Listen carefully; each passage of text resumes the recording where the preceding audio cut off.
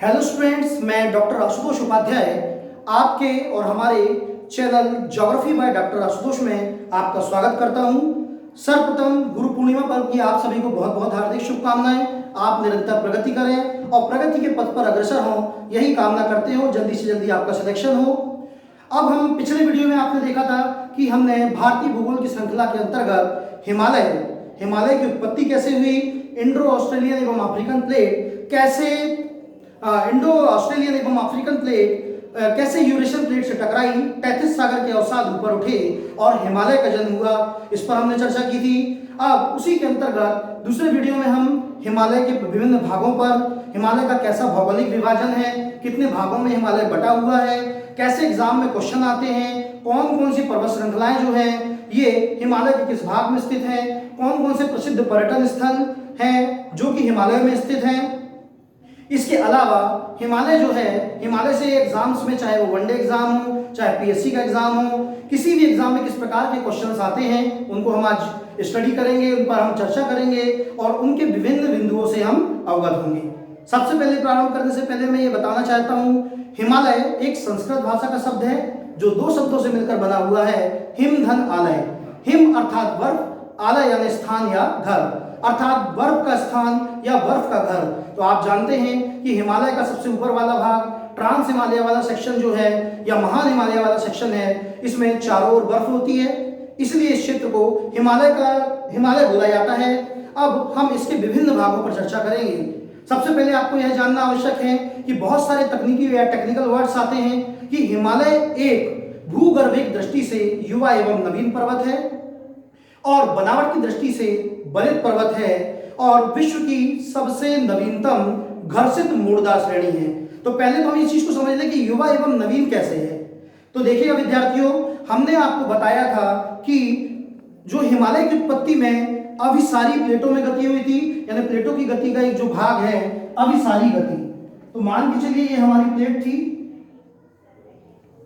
ये प्लेट थी, इसको हमने बोला अभिसारी प्लेट या गति को हम बोलेंगे अभिसारी प्लेट या अभिसारी गति। ये हमारी थी इंडो ऑस्ट्रेलियन प्लेट,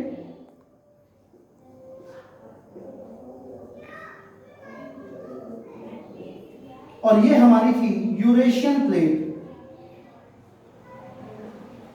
अभिसारी गति इनमें हो रही है, ये दोनों प्लेटें अभिसारी हैं क्योंकि ये एक दूसरे की ओर मूवमेंट कर रही हैं या गति कर रही हैं। अब इनके मध्य में हमने आपको बताया था कि 33 सागर है,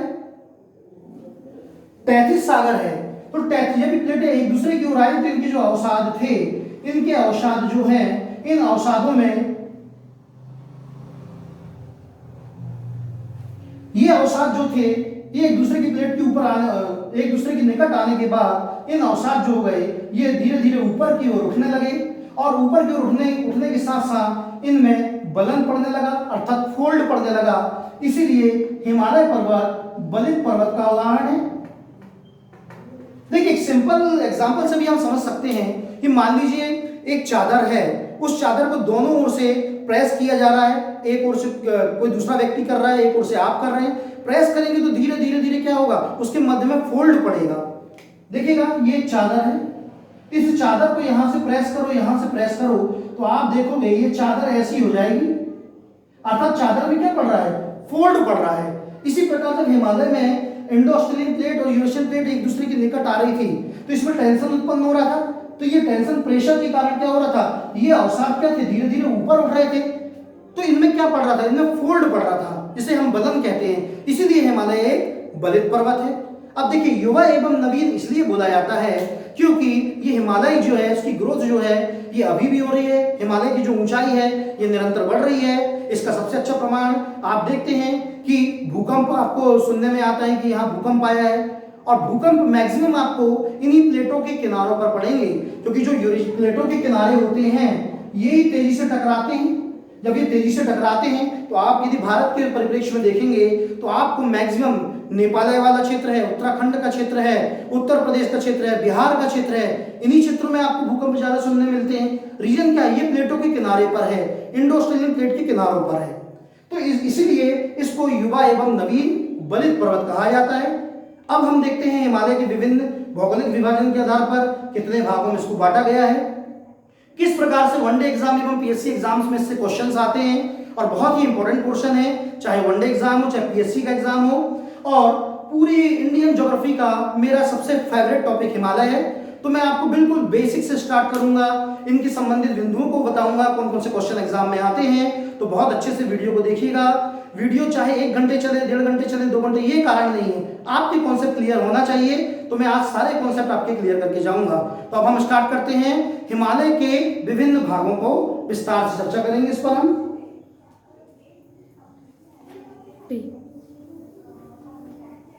देखिए विद्यार्थियों, सबसे पहले तो आपको मैप याद होना बहुत जरूरी है कि मैप से आपको लोकेशन क्लियर होना चाहिए कि कहां पर पीओके क्षेत्र है, कहां कौन सी रेंज है, कौन सा पठार कहां पर स्थित है। तो मैं एक सरल भाषा में आपको बताता हूं कि ये जो हमारा भारत का उत्तर भारत वाला क्षेत्र है, सभी जानते हैं जम्मू कश्मीर राज्य है हमारा, ये हमारा पीओके क्षेत्र है, यहाँ ये एलओसी है हमारी, ये एलएसी है, लाइन ऑफ एक्चुअल कंट्रोल, वास्तविक नियंत्रण रेखा। और ये वाला भाग अक्साई चीन कहलाता है, जो चीन के कब्जे में है। ये क्षेत्र में पाकिस्तान का कब्जा है आपका। तो ये वाला जो क्षेत्र है, पीओके वाला क्षेत्र, इसके उत्तर में एक पठार पड़ता है जिसे हम पामीर के पठार के नाम से जानते हैं। इस पामीर के पठार को संसार की छत, रूफ ऑफ वर्ल्ड के नाम से जाना जाता है।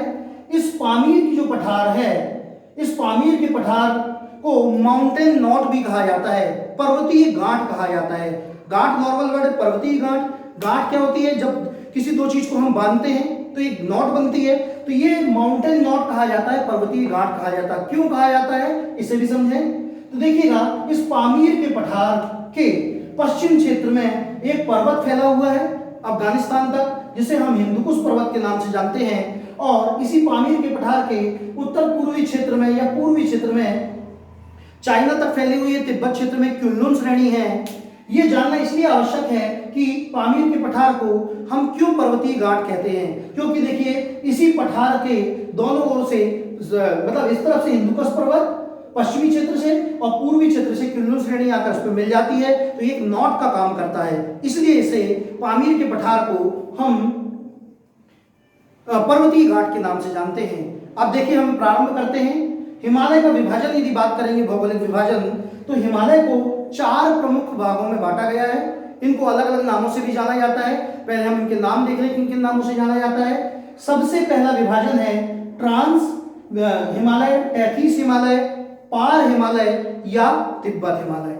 दूसरा है मुख्य हिमालय, महान हिमालय, बृहद हिमालय, हिमाद्री हिमालय या आंतरिक हिमालय। तीसरा हिमालय है लेजर हिमालय, लघु हिमालय, मध्य हिमालय, निम्न हिमालय या हिमाचल हिमालय। चौथा और सबसे नवीन जो है बाह्य हिमालय, उप हिमालय या शिवालिक हिमालय। अब इन पर विस्तार से हम चर्चा करेंगे। सबसे पहले देखते हैं हम ट्रांस हिमालय या टैथीस हिमालय, पार हिमालय या तिब्बत हिमालय।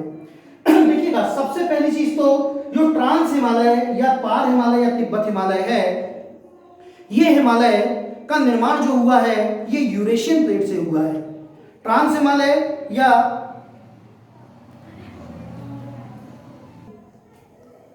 ट्रांस हिमालय का जो निर्माण है ये यूरेशियन प्लेट से हुआ है। अर्थात हमने देखा रहा कि ट्रांस हिमालय इंडो ऑस्ट्रेलियन या अफ्रीकन प्लेट और यूरेशियन प्लेट में टकराव हुआ था। तो हिमालय के निर्माण से पूर्व भी यह ट्रांस या टैथीस या पार या तिब्बत हिमालय पहले से मौजूद था।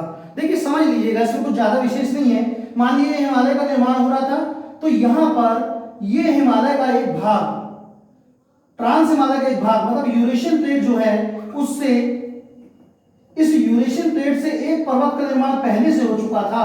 अर्थात ये हिमालय किस, ट्रांस हिमालय का निर्माण किस प्लेट से हुआ है? यूरेशियन प्लेट से हुआ है। अर्थात इसलिए ट्रांस हिमालय को हम हिमालय का हिस्सा नहीं मानते, लेकिन चूंकि ये मान सकते हैं कि हिमालय की श्रृंखलाएं बाद में जाकर इससे मिल हो गई, तो ये कंबाइंड रूप से हिमालय कहा जाने लगा। तो आपको यदि प्रश्न आता है कि ट्रांस हिमालय का निर्माण किस प्लेटों से हुआ है, तो ये ध्यान रखिएगा, ट्रांस हिमालय का निर्माण यूरेशियन प्लेट से हुआ है, ना कि इंडो ऑस्ट्रेलियन या अफ्रीकन प्लेट से। अब दूसरी चीज ये देखते हैं हम, इस हिमालय के अंतर्गत में कौन कौन सी पर्वत श्रृंखलाएं आती हैं, उनकी लोकेशन क्या है। कौन कौन से प्रश्न इससे संबंधित जो आपके एग्जाम में आते हैं। तो देखिएगा, ये पीओके वाला क्षेत्र है, मतलब ये वाला जो पूरा क्षेत्र जो आपका पीओके वाला क्षेत्र है, लद्दाख वाला क्षेत्र है, और ये कैलाश तक का पूरा क्षेत्र है, ये ट्रांस तैतीस, देखिए इसी में लिखा हुआ है पार हिमालय, अर्थात ऐसा हिमालय जो हिमालय के पार, मतलब हिमालय के बनने के पहले से ही मौजूद था, हिमालय के पार में है। तो आप देखेंगे इस हिमालय के पार में जो हिमालय स्थित था उसको हम पार, और देखिए तिब्बत लिखा हुआ है क्योंकि इसका मैक्सिमम पार्ट जो है ये तिब्बत क्षेत्र में फैला हुआ है, इसलिए इसको हम तिब्बत हिमालय के नाम से जानते हैं। अब देखते हैं इस ट्रांस तैतीस या पार या तिब्बत हिमालय के अंतर्गत कौन कौन सी रेंजेस आती हैं या पर्वत श्रृंखलाएं आती हैं। आप देख रहे हैं ये पामीर का पठार है, ये पीओके क्षेत्र है। तो ट्रांस हिमालय के अंतर्गत सबसे पहली जो पर्वत श्रेणी है उसका नाम है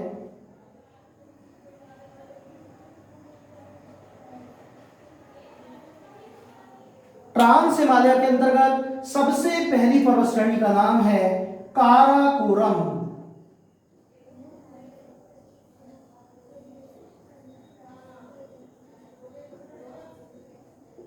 काराकोरम पर्वत श्रेणी। अब देखिए एक बार और रिपीट कर देता हूं मैं कि ट्रांस हिमालय का निर्माण यूरेशियन प्लेट से हुआ था। दूसरी चीज, ये हिमालय का मैक्सिमम पार्ट तिब्बत क्षेत्र में है आपका, और इसके अंतर्गत जो पर्वत श्रृंखलाएं हैं 4 आती हैं। उनमें से सबसे पहली पर्वत श्रृंखला जो पीओके क्षेत्र है, ये पामीर की गांठ से जुड़ी हुई है। देखिए मैंने बताया था माउंटेन नॉट है, माउंटेन नॉट देखिए 3 ओर से, यहाँ हिंदुकुश पर्वत, यहाँ आपका कुल्लू श्रेणी, और नीचे काराकोरम रेंज जुड़ी हुई है, इसलिए बीच में नॉट है, नॉट का काम कर रहा है, तीनों को जोड़ने का काम कर रहा है, इसलिए पर्वतीय गांठ पामीर के पठार को कहते हैं। अब देखिए काराकोरम पर्वत श्रेणी से आने वाले क्वेश्चन क्या है। सबसे पहली चीज तो पहला पॉइंट तो ये बनेगा, भारत की सबसे ऊंची चोटी,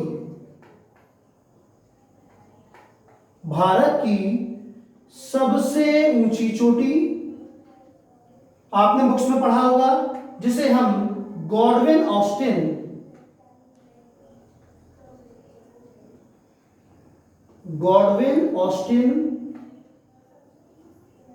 या केटू के नाम से जानते हैं। इसकी हाइट की यदि बात करेंगे 8611 मीटर है। भारत की सबसे ऊंची चोटी किस रेंज में है। यदि आपको देखिए क्वेश्चन कुछ भी आ सकता है, भारत की सबसे ऊंची चोटी किस हिमालय के अंतर्गत है, तो ट्रांस हिमालय के अंतर्गत है। भारत की सबसे ऊंची चोटी किस पर्वत श्रेणी में है, तो काराकोरम पर्वत श्रेणी में है। इसकी ऊंचाई कितनी है, 8611 मीटर, ये पीओके क्षेत्र में पड़ती है। दूसरी चीज, इसी गॉडविन ऑस्टिन या केटू को भारत में गौरी नंदा पर्वत के नाम से जाना जाता है।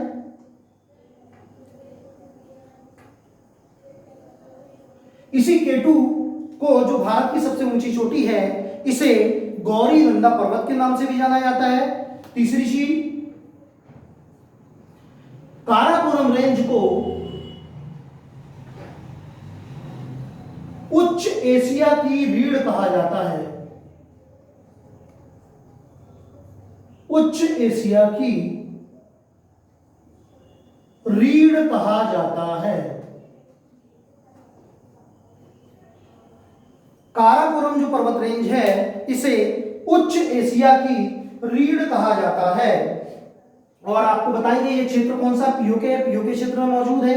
सबसे पहली चीज है कि आपसे यदि क्वेश्चन आएगा कि सबसे हिमालय का सबसे उत्तरी हिस्सा कौन सा है, तो ट्रांस तैतीस पार या तिब्बत हिमालय कहाँ मौजूद है, तो मैक्सिमम क्षेत्र इसका तिब्बत में है। इसके अंतर्गत 4 प्रमुख रेंजेस आती हैं, काराकोरम, लद्दाख, जास्कर एवं कैलाश, जिनमें से सबसे पहले हम देख रहे हैं काराकोरम रेंज, जो पामीर के पठार से उत्तर में जुड़ी हुई है। और इस काराकोरम पर्वत श्रेणी में भारत की सबसे ऊंची चोटी गॉडविन ऑस्टिन केटू 8611 मीटर की हाइट है, स्थित है। इसी केटू को गौरी नंदा पर्वत के नाम से जाना जाता है। काराकोरम पर्वत श्रेणी को उच्च एशिया की रीढ़ कहा जाता है। और एक क्वेश्चन बहुत ही महत्वपूर्ण एग्जाम में कई बार आया है कि भारत का सबसे ऊंचा ग्लेशियर, ध्यान रखिएगा, इसी काराकोरम रेंज में अभी हमने देखा कि ये आपकी K2 हो गई। उसके बाद में इसी पर एक ग्लेशियर भी है हमारा, जिसे हम सियाचिन ग्लेशियर के नाम से जानते हैं। 76 किलोमीटर लंबा है ये। देखिए, काराकोरम श्रेणी के अंतर्गत भारत का सबसे ऊंचा ग्लेशियर सियाचिन ग्लेशियर जो है 76 किलोमीटर जो है इसकी लंबाई है, ये कहां पर मौजूद है आपका, ये काराकोरम रेंज में स्थित है आपका। अब यही सियाचिन जो क्षेत्र है भारत का सर्वाधिक ऊंचाई पर स्थित युद्ध सैन्याभ्यास है, जिसमें वर्तमान तक 2 प्रधानमंत्री डॉक्टर मनमोहन सिंह और नरेंद्र मोदी जी अभी तक जा चुके हैं। एक बार हम काराकोरम रेंज को शॉर्ट में रिपीट करते हैं। सबसे पहली चीज, हिमालय का सबसे पहला ट्रांस टेथिस पार या तिब्बत हिमालय के अंतर्गत 4 पर्वत श्रृंखलाएं मौजूद हैं, काराकोरम, लद्दाख, जास्कर और कैलाश। इसमें सबसे पहले काराकोरम रेंज में हम देखते हैं कि इस काराकोरम पर्वत श्रेणी में भारत की सबसे ऊंची चोटी K2 गॉडविन ऑस्टिन, जिसकी ऊंचाई 8611 मीटर है, यह स्थित है। इसी काराकोरम रेंज में भारत का सबसे ऊंचा ग्लेशियर, भारत का सबसे ऊंचा ग्लेशियर सियाचिन ग्लेशियर स्थित है।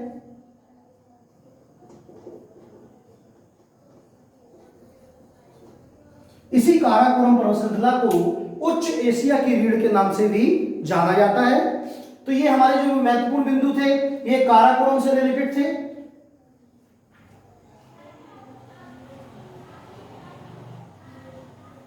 अब हम इसके बाद में चर्चा करते हैं। काराकोरम के बाद में जो दूसरी पर्वत श्रृंखला है उसे हम बोलते हैं लद्दाख रेंज।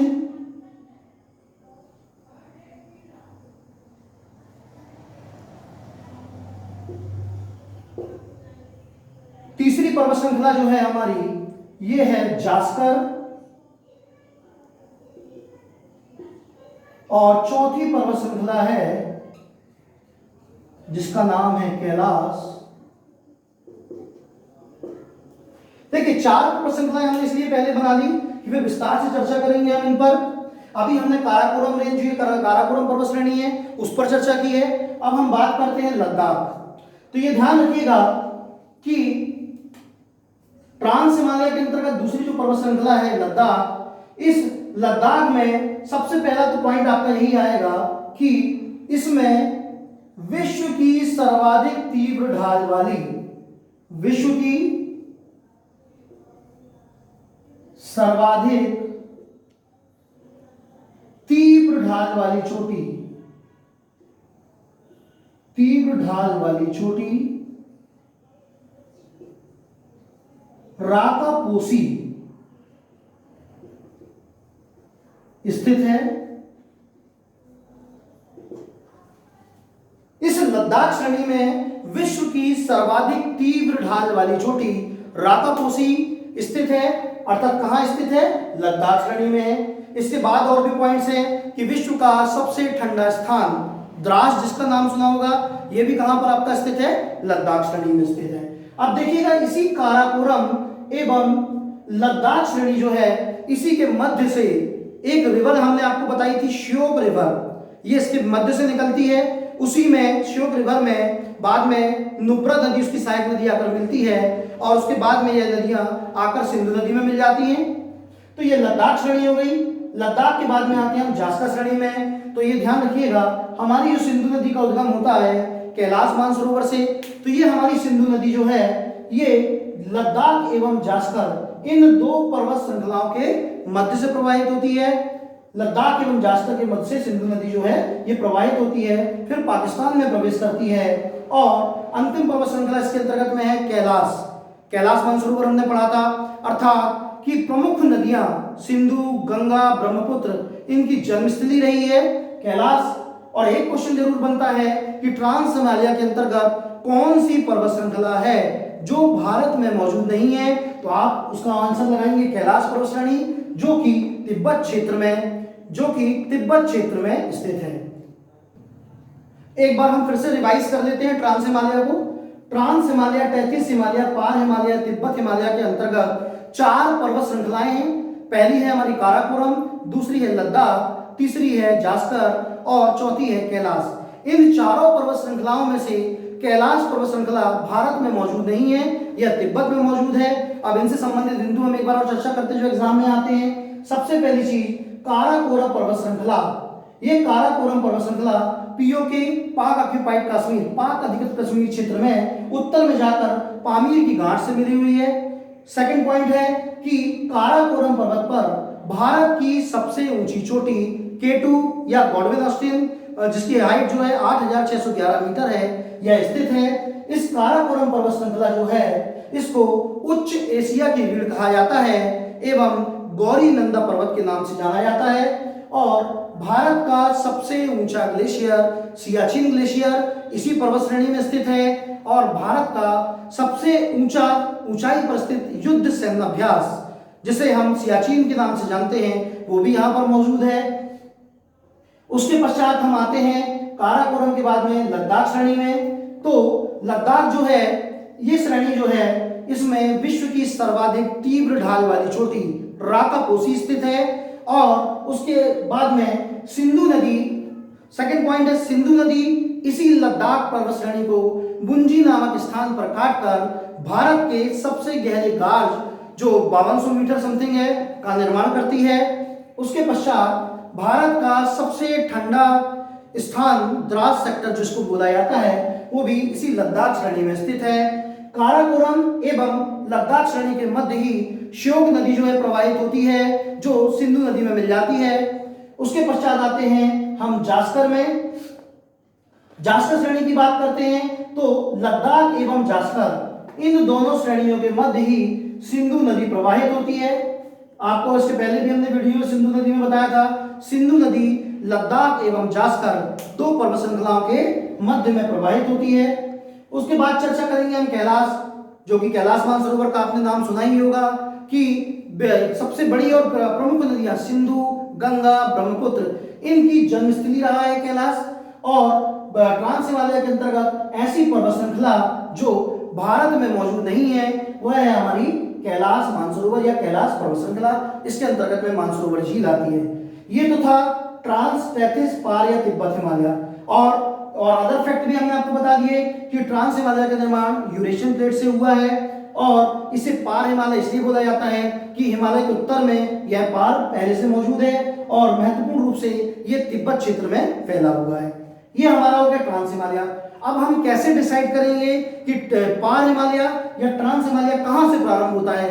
तो एक फॉल्ट बने हुए हैं या एक लाइन बनी हुई है या एक सीमा बनी हुई है जहां से हम ये निर्धारित करते हैं कि ट्रांस, टेथिस या पार या तिब्बत हिमालय प्रारंभ होता है। तो ये बोल सकते हैं कि इनके मध्य में जो फॉल्ट बना हुआ है या इनके मध्य में जो सीमा बनी हुई है, तो हम यहां देख लेते हैं।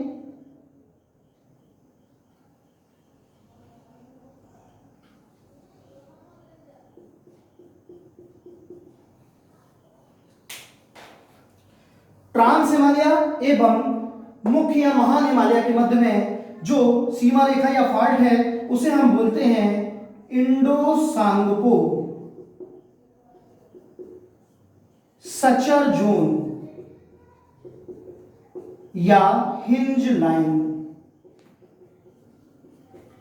देखिएगा आपको क्वेश्चन आएगा कि ट्रांस हिमालय एवं मुख्य या महान हिमालय जो है इसके मध्य में कौन सा फॉल्ट है या कौन सी सीमा रेखा है या लाइन है, तो आप बोल सकते हो इंडो सांगपो सचर जोन या हिंज लाइन। ये आपकी ट्रांस हिमालय या पार हिमालय एवं महान हिमालय के बीच में फॉल्ट है या सीमा है। अब हम बात करेंगे मुख्य, महान, बृहद, हिमाद्री या आंतरिक हिमालय की। तो ये ध्यान रखिएगा, ये हमारा जम्मू कश्मीर राज्य का पीओके वाला क्षेत्र है। पीओके क्षेत्र में एक पर्वत है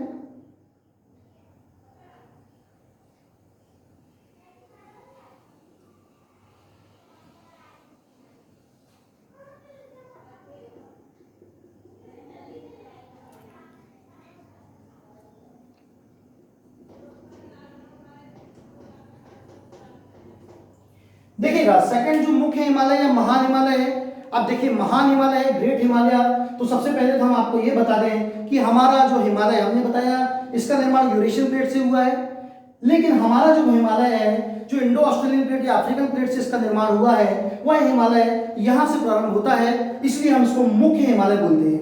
अब महान हिमालय क्यों कहा जाता है, प्रश्न ये उठता है। तो महान हिमालय इसलिए कहा जाता है कि विश्व की सब जो बड़ी बड़ी 10 जो ऊंची चोटियां हैं, विश्व की सबसे ऊंची चोटियां जो हैं, ये टॉप 10 जो हमारी सीरीज है या माउंटेन रेंजेस हैं, वो इसी हिमालय पर मौजूद है, इसलिए इस हिमालय को हम महान हिमालय कहते हैं। तो इस महान हिमालय का जो विस्तार है, इसका विस्तार ये हमारे पीओके क्षेत्र में यहां पड़ता है आपका नंगा पर्वत। ये नंगा पर्वत है, ये राज्य यदि बात करेंगे तो जम्मू एंड कश्मीर राज्य है। इस जम्मू कश्मीर राज्य में मुख्य हिमालय या महान हिमालय का जो प्रारंभ है यह है भारत में, यह आपका नंगा पर्वत पीओके जम्मू कश्मीर राज्य से लेकर यहां से होता हुआ नेपाल वाला सिक्किम राज्य से होता हुआ अरुणाचल प्रदेश में आखिरी सीमा की बात करेंगे तो यहाँ एक पर्वत पड़ता है नामचा बरवा पर्वत। एक्चुअली ये पूरा जो नामचा पर्वत है तिब्बत क्षेत्र में और टच करता है हमारा अरुणाचल प्रदेश की बॉर्डर। मैक्सिमम पार्ट इसका आपको नामचा बरवा पर्वत का मिलेगा तिब्बत क्षेत्र में, कुछ पार्ट बॉर्डर टच करता है अरुणाचल प्रदेश की। तो आप यह बोल सकते हैं कि महान हिमालय जो है हमारा मुख्य हिमालय या जिसको हिमाद्री के नाम से जाना जाता है, इसका प्रारंभ भारत में जम्मू कश्मीर राज्य में नंगा पर्वत से लेकर अरुणाचल प्रदेश में नामचा बरवा पर्वत जो है इस तक लगभग 2400 से 2500 किलोमीटर में एक धनुषाकार शेप में आप देख रहे हैं, ये धनुष के आकार का शेप है। तो कभी कभी क्वेश्चन पूछा जाता है कि इसका आकार कैसा है, धनुषाकार शेप है और प्रारंभ होता है जम्मू कश्मीर में नंगा पर्वत से लेकर अरुणाचल प्रदेश में नामचा बरवा तक लगभग 2400 से 2500 किलोमीटर में यह विस्तारित है। अब हमने बात की थी कि इसके अंतर्गत पूरे विश्व की 10 प्रमुख पर्वत श्रेणियां मौजूद हैं।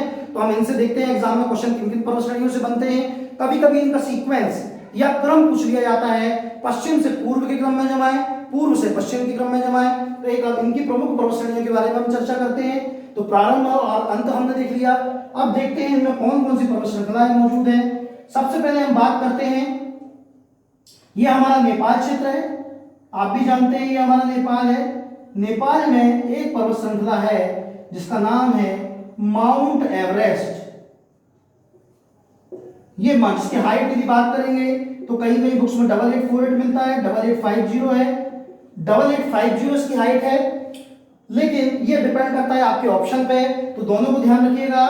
यह जो माउंट एवरेस्ट है ये विश्व की सबसे ऊंची चोटी है। विश्व की सबसे ऊंची चोटी कौन सी है? Mount Everest. किस देश में या कंट्री में स्थित है? नेपाल है। नेपाल में इस माउंट एवरेस्ट को सागर माथा के नाम से जाना जाता है।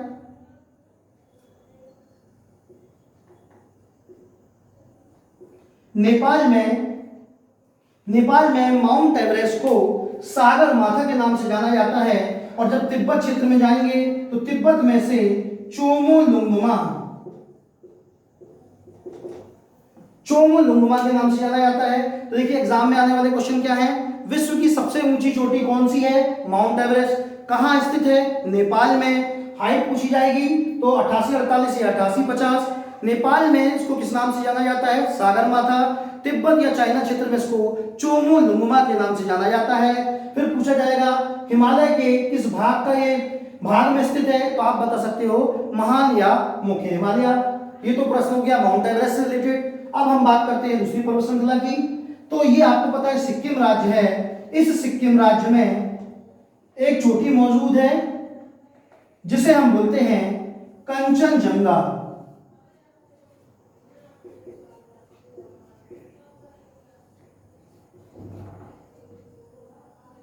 पचासी 98, कहीं कहीं बुक्स में 85-58 भी मिलता है, लगभग इसकी हाइट है। तो आपको क्वेश्चन आएगा ये कहां पर मौजूद है? सिक्किम राज्य में स्थित है। देखिए अब इसमें बड़ा कंफ्यूजन वाला क्वेश्चन होता है, ध्यान से सुनिएगा। पहला क्वेश्चन आएगा भारत की सबसे ऊंची चोटी कौन सी है? तो हमने देखा K2 गॉडविन ऑस्टिन, लेकिन ये स्थित कहां पर है? पीओ के क्षेत्र में स्थित है, इसलिए कभी कभी हम इसको अपना हिस्सा नहीं मानते हैं, पाकिस्तान के कब्जे में भी है। तो यदि सिंपल क्वेश्चन आता है कि भारत की सबसे ऊंची चोटी, तो आप लगाएंगे K2 गॉडविन ऑस्टिन। फिर यदि आपको क्वेश्चन आता है कि ऑफिशियली यदि आपसे पूछा जाए आधिकारिक रूप से भारत की सबसे ऊंची चोटी कौन सी है, तो आप बताएंगे कंचनजंगा। किस राज्य में स्थित है? सिक्किम में स्थित है। और एक क्वेश्चन घुमा के आ सकता है, भारत में हिमालय की सबसे ऊंची चोटी, क्योंकि हम ट्रांस हिमालय को हिमालय का भाग नहीं मानते, और ये काराकोरम रेंज में K2 स्थित है जो ट्रांस हिमालय का पार्ट है। अर्थात भारत में हिमालय की सबसे ऊंची चोटी सिक्किम राज्य में स्थित कंचनजंगा को माना जाता है। तो 3 प्रकार से क्वेश्चन हो गए। भारत की सबसे ऊंची चोटी K2 गॉडविन ऑस्टिन, 8611 मीटर की हाइट है। भारत में हिमालय की सबसे ऊंची चोटी कंचनजंगा, सिक्किम राज्य में स्थित है। फिर है भारत में आधिकारिक रूप से सबसे ऊंची चोटी, तो भी आपकी कंचनजंगा आएगी।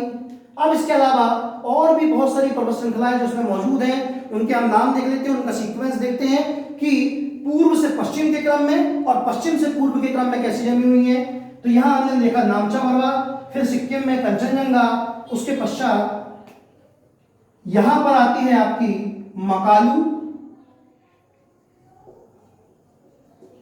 फिर माउंट एवरेस्ट के बाद में यहां आती है आपकी मसालू, मसालू के बाद में आती है आपकी धौलागिरी, धौलागिरी के बाद में आती है अन्नपूर्णा। देखिएगा 5 इस हिमालय के अंतर्गत में जो महत्वपूर्ण 5 चोटियां हैं वो आपकी नेपाल में मौजूद है।